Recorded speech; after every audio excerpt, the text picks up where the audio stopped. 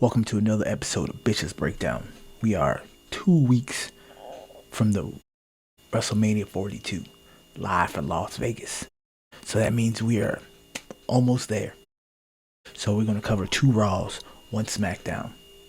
We're going to cover the March Madness, the Elite 8, and how my Final 4 picks either stood tall or crumbled like a cookie. Then you got elephant in the room, Tiger Woods, his substance, car accidents, the huge, and Jaden Ivey's beef with the alphabet people. And then NBA season is coming to a close in a matter of weeks, 11 days to be exact, all April 12th, 2026. The regular season will be over and we'll be in the playoffs. So a lot of divisions got clinched, and I'll let you know which ones, and I'll let you know which ones still need to be taken care of. So that and more on Bitches Breakdown.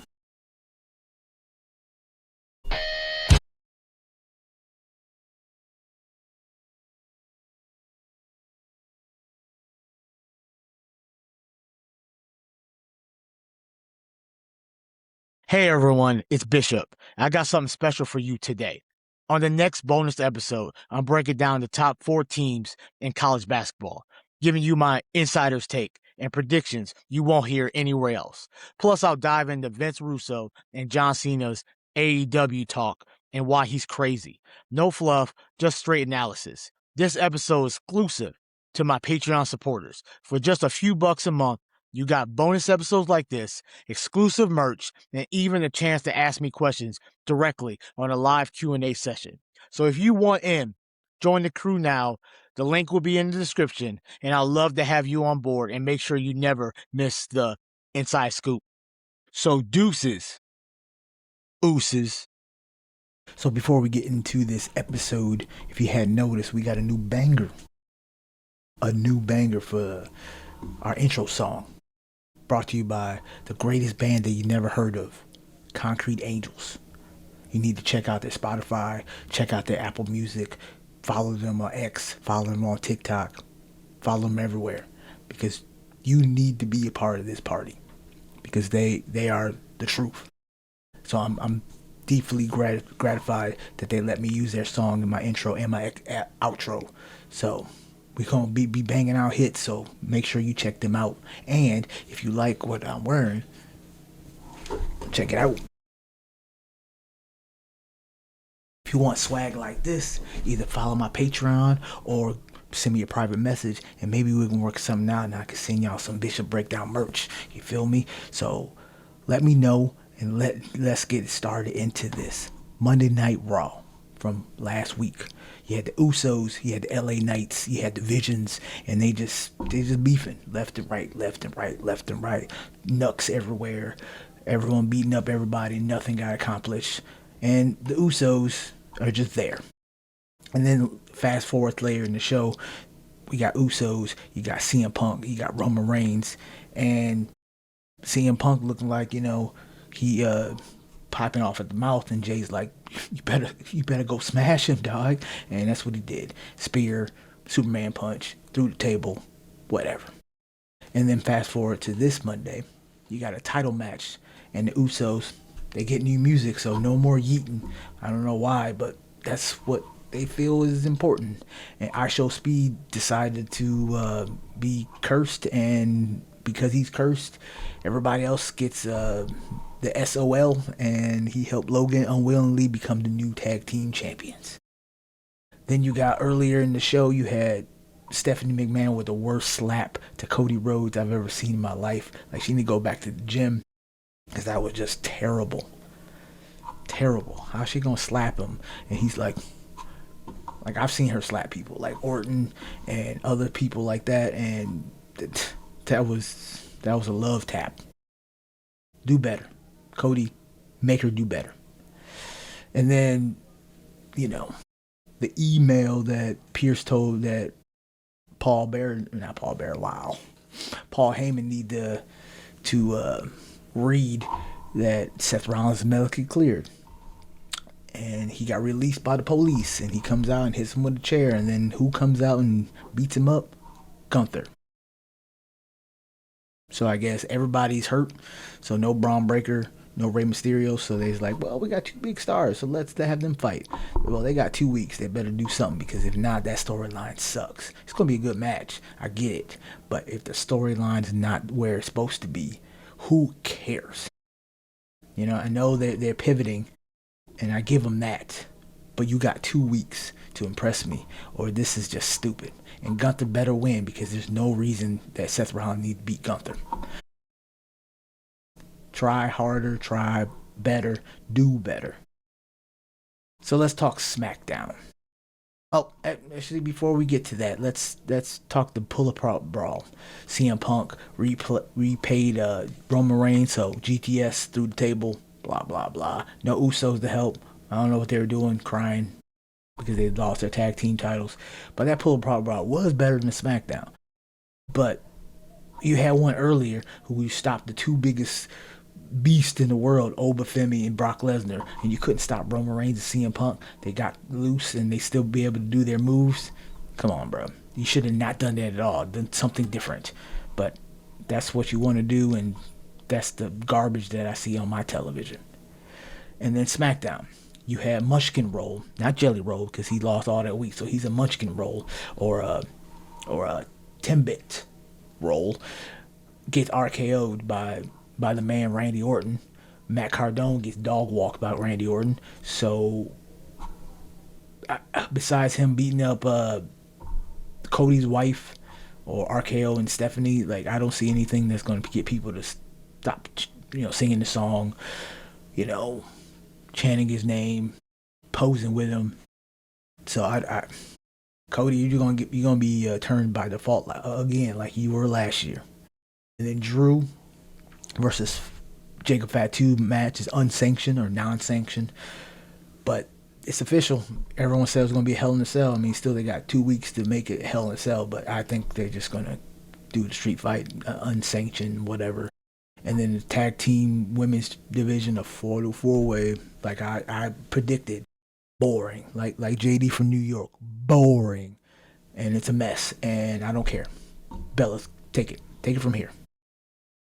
This episode is brought to you by W Energy, the clean energy drink mix built for gamers, creators, and grinders like us. No jitters, no crash, no artificial dyes, just smooth, long-lasting focus whenever I'm breaking down WWE storylines, debating NBA, or just recording late at night.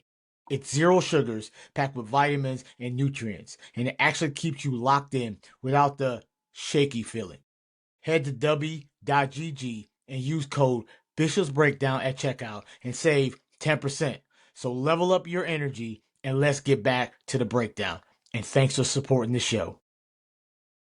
So let's talk March Madness Elite 8. Duke out. Duke didn't play to win. UConn played to win. UConn thought maybe they had a chance, and they did it. Duke just played like they're supposed to be there, and they're going to be there, but they didn't play to the final buzzer. That's the way the cookie crumbles, but it tore up my Final Four. I only got 2 picks right, Arizona, Michigan. And with that being said, I think my honest 100% opinion,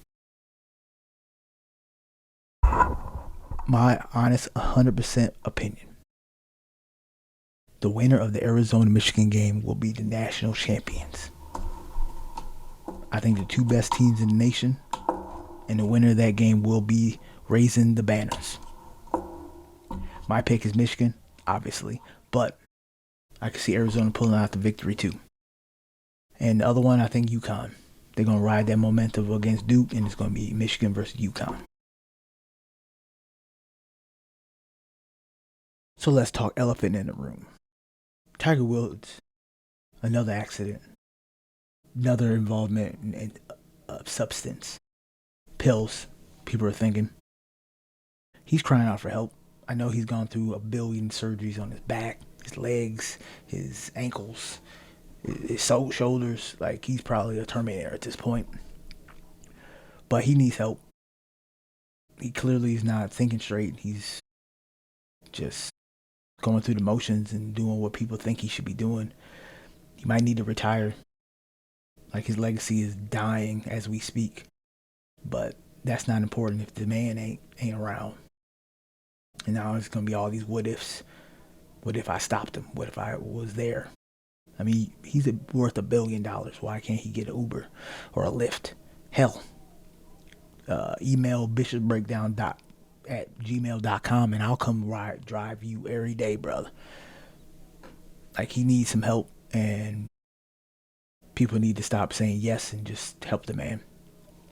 Because he's important to history, not just golf history, but African American history. I mean, there's a lot of people playing golf right now that didn't even think that was even a sport that they could do until this man stepped on the scene. So treasure this man. He's a treasure, and he needs help. And hopefully he gets his help that he needs. Let's talk Jaden Ivey and his beef with the alphabet people. I mean, he said some controversial stuff. You know, men are supposed to be men, women, yeah, whatever. Christian thing, you know, using his beliefs and freedom of speech. And Chicago Bulls said, bye. Like they're a team of virtue or something. So